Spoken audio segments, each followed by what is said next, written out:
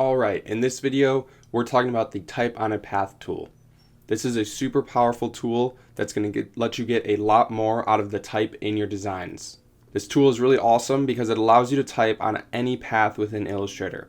So any custom shape you make or any pen tool line that you make, you'll be able to type and the type will follow that path. This allows you to create some really awesome type effects like this tombstone effect down here. And also allows you to do more simple things really cleanly and efficiently, such as typing on a circle like this on the top and the bottom to match your badge or whatever you're creating. It gives you a lot more control than the standard warp features within Illustrator, and it also doesn't skew the font like those warp features do. So if you're really looking for a professional result, this is the tool to use. So to get started, let's go ahead and look at how we can create this top and bottom circle wrapped text. To start off, I'm just going to go ahead and make a circle as the guide to use for the text. So I'll just go ahead and hold shift on my keyboard and bring that circle out. Now I'm going to have the circle set to a stroke. You can do it with a fill, but it just makes it easier to see in my opinion. Next, what I'm going to do is, because I have a top and bottom half, I'm actually going to want to split this circle into two semicircles. So I'll go ahead and go to my scissors tool, which is under the eraser tool. And I'll just click on this left anchor point, and then I'll click on this right anchor point. And that's going to go ahead and split this into two semicircles. Next, I'll go over to my type tool and bring out my type on a path tool right here. And this will allow me to click anywhere on this path and start typing. So I can go ahead and type out Pacific Northwest and maybe bring that up a little bit. So a couple things to note right away. This is not perfectly centered, and even if I were to go to my paragraph here and do align center, as you can see, it is offset here. So we're going to learn how to fix that in just a minute. The other thing I'd like to point out though is that once you start using a path for type on a path tool, it's going to get rid of that shape. So this half circle is no longer going to have a stroke. I'm no longer going to be able to give it a fill. It's pretty much been converted to just a path that's being used as a guide for this text here. This is just important to know because if you are creating something like this where you've got other circles involved, just know that you'll need to make a duplicate for the circle that you're using for type on a path because it will disappear. So going up here to my text here, let's try to get this centered, similar to how it is in this design.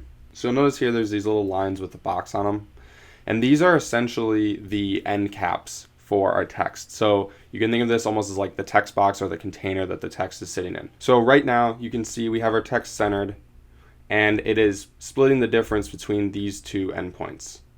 So what we need to do is go ahead and bring out our selection tool, and we'll just hover over these until we get this little icon next to our cursor. It's a vertical line with a perpendicular arrow coming out of it. And I'll just click and drag and snap that endpoint of the container to my anchor point of the semicircle here. And then I will do the same on this side. And now because our container extends to the ends of our path here, when we center it, it will actually go to the true center. So one last thing I always like to do personally when I'm designing is I like to have my type on a path be through the center of my text, just because when you're creating things with more complex paths, I think it makes things a little bit easier. So how I can do this is I can go to my type on a path tool over here, and I'll just double click on that, which will bring up my type on a path options.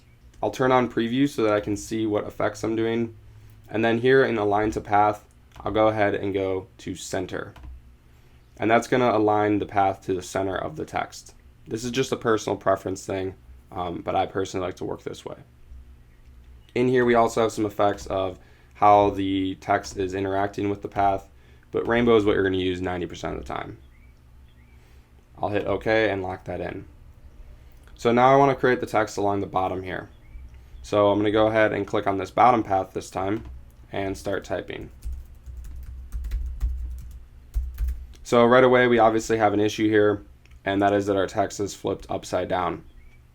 So the easiest way to fix this is to go back into those options that we just had pulled up. So we'll double click again on the type on a path tool, turn preview on, and I'm just going to go ahead and align it to center so that it matches up with the top.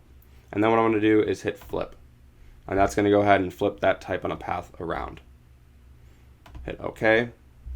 And then I can go in again with my selection tool and just extend these endpoints out. And the text is already centered.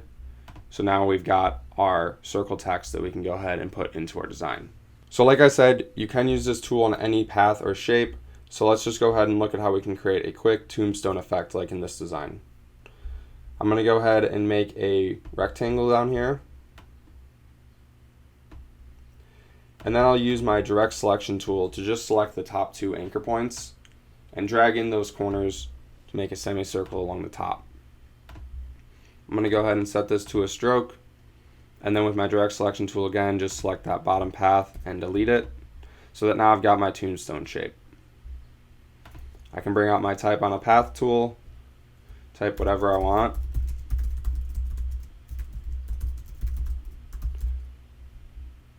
And then I'll do the same thing. I need my container to go to the end of this path so that I can go ahead and center it and work with it how I need. So I'll bring these lines out just like we did with the semicircles, but this time I'll go all the way to the bottom of this path. Do that on both sides. And now I can go ahead and make this text bigger, change the text or whatever I need, and it'll always stay perfectly centered.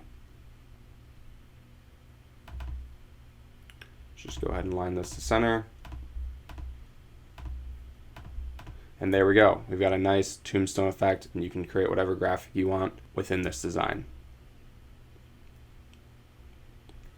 So that's the type on a path tool. I definitely recommend playing around with it. You can get some really awesome effects, and it will give you a lot more control than the standard warp effects within Illustrator. If there's anything you're confused about in Illustrator and would like me to make a video about, please let me know in the comments.